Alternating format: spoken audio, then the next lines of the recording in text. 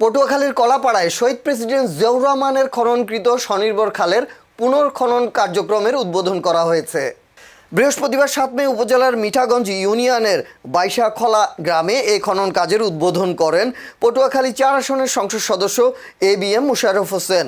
এ সময় উপজেলা নির্বাহী কর্মকর্তা কাউসার হামিদ ও উপজেলা বিএনপির সভাপতি হাজী হুমায়ুন শিকদার, সাধারণ সম্পাদক হাফিজুর রহমান চুন্নু, কলাপাড়া থানার ওসি নজরুল ইসলাম, পৌর বিএনপির সাধারণ সম্পাদক নান্নু মুন্সি, মিঠাগঞ্জ ইউপি চেয়ারম্যান দুলাল খান, লালুয়া ইউনিয়ন বিএনপি নেতা সজল বিশ্বাস সহ স্থানীয় বিএনপির শত শত নেতাকর্মী উপস্থিত ছিলেন। 1981 সালে জিয়াউর রহমান 5.5 কিলোমিটারের এই খালটির খনন কাজের উদ্বোধন করেছিলেন।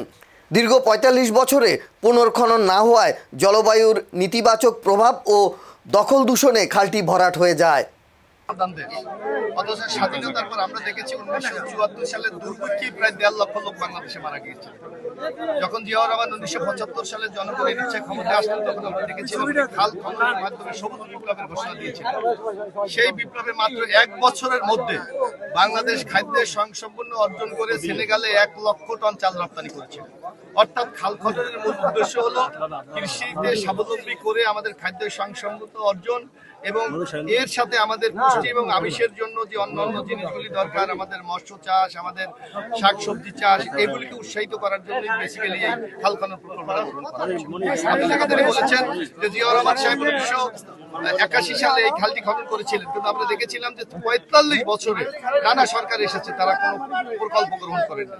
এবার আমাদের মাননীয় প্রধানমন্ত্রী তারা বলেছেন, আমি যদি ইনশাআল্লাহ রাষ্ট্র পরিচালনার দায়িত্ব পাই, আবার খাল খনন প্রকল্প আমি চালু করে যাতে এই সারা বছর পানিকে সংরক্ষণ করে কৃষকরা 2-3টা ফসল উৎপাদন করতে পারে এবং শুধু একমাত্র কৃষি উৎপাদন না, পাশাপাশি এখানে মৎস্য চাষ এবং যদি আমরা বৃক্ষরোপণ করতে পারি, তাহলে একদিকে যেমন আমিষের চাহিদা মিটবে, অন্যদিকে আমাদের যে জলবায়ুর যে মধ্যে একটা ইমব্যালেন্স পরিবেশ, সেটা একটা ভারসাম্য চলে আসবে। সুতরাং আমি মনে করি খাল খনন প্রকল্পের মাধ্যমে বাংলাদেশ একটি নূতন যুগে পদার্পণ করছে এবং এটা বিএনপির নির্বাচন অন্যতম একটি অঙ্গীকার। ইনশাল্লাহ আজকে সারা বাংলাদেশে আগেই শুরু হয়েছে, আজকে কলাপাড়া খাল খননের মাধ্যমে আমরা এই অঙ্গীকার পূরণ করতে চাচ্ছি।